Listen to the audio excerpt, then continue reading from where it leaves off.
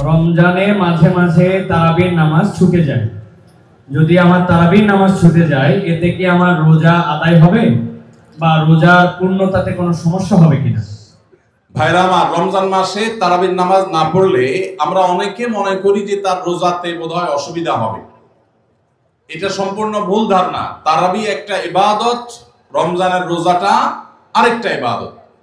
যেহেতু তারাবি না পড়লেও রমজানের রোজা হয়ে যায়, তাহলে তারাবি পড়ার কি আর দরকার আছে?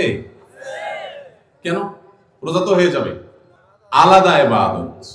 রোজা রাখা একটা ইবাদত, তারাবি পড়াটা আরেকটা ইবাদত। নবী করিম সাল্লাল্লাহু আলাইহি সাল্লাম একই হাদিসে দুটি কথা বলেছেন, মান কামা রমাদানা ঈমানান ওয়া ইহতিসাবান গুফিরা লাহু মা তাকাদ্দামা মিন যামবি। একই হাদিসে বলেছেন, মান সামা রমাদানা ঈমানান ওয়া ইহতিসাবান গুফিরা লাহু মা তাকাদ্দামা মিন যামবি।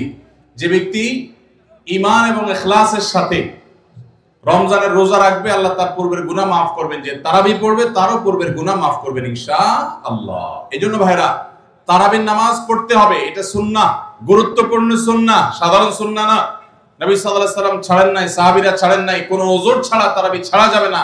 জামাত ছুটে গেলে একা একা হলেও পড়বেন, কিন্তু কোনো কারণে পড়তেই পারলেন না, সফরে আছেন, ট্রাভেলে আছেন, বাসে ছিলেন, ট্রেনে ছিলেন, নাইটে সফর করেছেন, তারাবি পড়তেই পারেন নাই, ইনশাআল্লাহ আপনার রোজা হয়ে যাবে। তাই বলে তারাবিকে অনেকে অবহেলা করেন আজকাল, যেটা তো সুন্নাহ, না পড়লে কি? এই অবহেলাটা আরেকটা দোষের।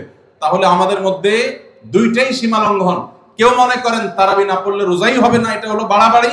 আবার অনেকে মনে করে তারাবি না পড়লেই বা কি, এটা হলো ছাড়াছাড়ি। এই বাড়াবাড়ি এবং ছাড়াছাড়ির মধ্যে আমাদের থাকতে হবে। আল্লাহ আমাদের তৌফিক দান করুন। আস-সুন্নাহ ফাউন্ডেশন, উম্মার স্বার্থে, সুন্নাহর সাথে।